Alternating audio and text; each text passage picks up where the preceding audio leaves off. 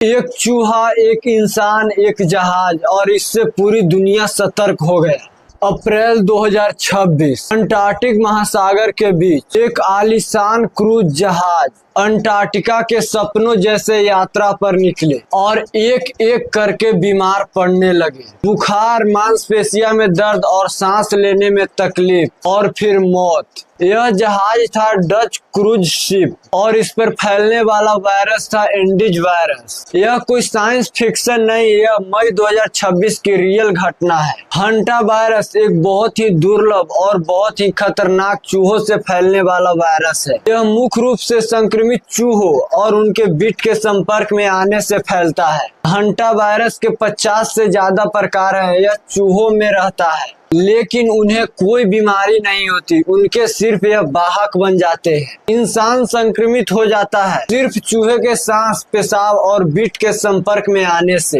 Hanta virus को पहली बार America में 1993 में देखा गया था। तब से यह दुनिया भर में पाया जाता है, लेकिन 2 मई 2026 को WHO को एक क्रूज जहाज पर गंभीर सांस संबंधित बीमारी के मामलों की जानकारी मिली। उस समय जहाज पर 147 यात्री और चालक मौजूद थे।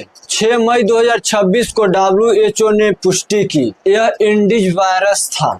8 मई तक 9 पक्के मामले, 2 संदिग्ध मामले और 3 मौतें।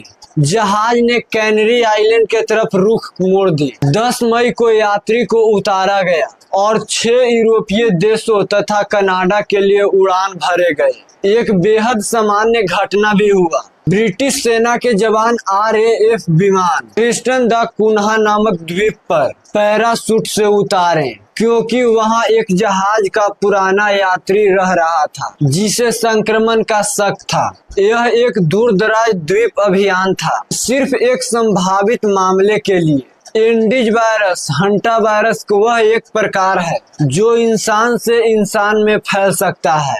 बाकी सभी हंटा वायरस प्रकार चूहों से फैलता है। यह संक्रमण लंबे और करीबी संपर्क से फैलता है, जैसे किसी बीमार व्यक्ति के साथ घर में रहना, बिना सुरक्षा उपकरण के देखभाल करना या बंद और खराब हवादार जगह पे रहना। और क्रूज जहाज पर यही हुआ और एंडीज वायरस के लिए यह बिल्कुल सही माहौल था। शुरुआती लक्षण में थकान, बुखार और मांसपेशियों में दर्द, खासकर जांघों, कूल्हों और पीठ में। आधे मरीजों को सिर दर्द, चक्कर और उल्टी जैसे समस्या आते हैं।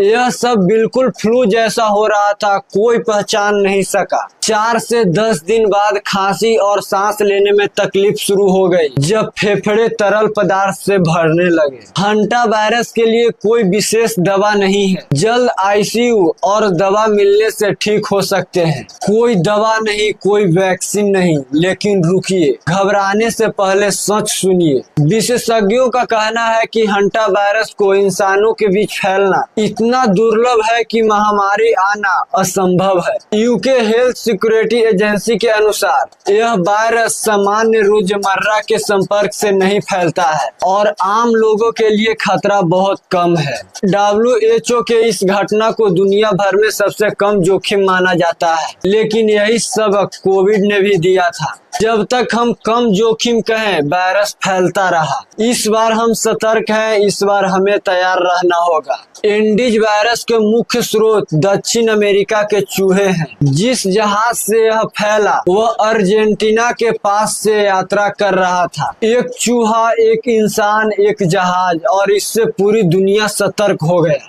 सवाल यह नहीं है कि अगला वायरस आएगा या नहीं, सवाल यह है क्या हमारे स्वास्थ्य व्यवस्था, हमारी सरकारें और हम खुद तैयार हैं। अगर आपको ये वीडियो इंफॉर्मेटिव लगा हो तो वीडियो को लाइक करके चैनल को सब्सक्राइब जरूर करिएगा। मिलते हैं अगले वीडियो में। बहुत बहुत धन्यवाद।